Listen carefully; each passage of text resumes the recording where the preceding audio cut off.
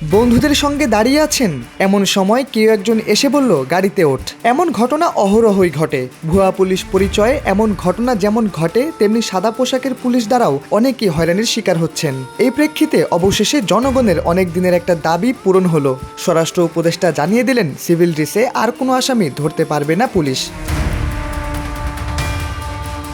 নতুন বাংলাদেশের সব সেক্টরেই কিছু না কিছু সংস্কার করার চেষ্টা চলছে। সেই হিসেবে পুলিশেও আসতে যাচ্ছে কিছু পরিবর্তন। ইউনিফর্ম, লোগো সহ অনেক কিছুই পাল্টে যাচ্ছে। এবার স্বরাষ্ট্র উপদেষ্টা জানিয়ে দিলেন, ইউনিফর্ম ছাড়া বা সাদা পোশাকে এখন থেকে আর কাউকেই গ্রেফতার করতে পারবে না পুলিশ।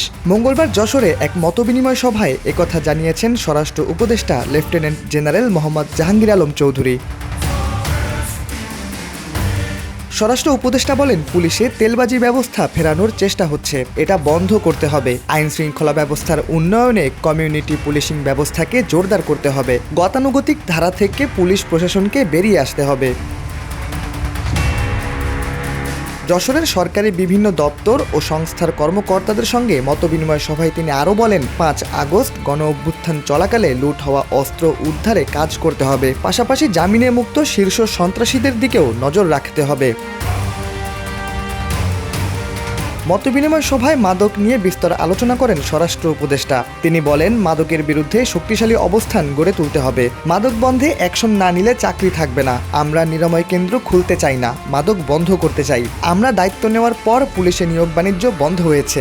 এ সময় তিনি ওসিদের ঘুষ নেওয়া বন্ধ করতে সংশ্লিষ্ট কর্মকর্তাদের ব্যবস্থা গ্রহণের নির্দেশ দেন।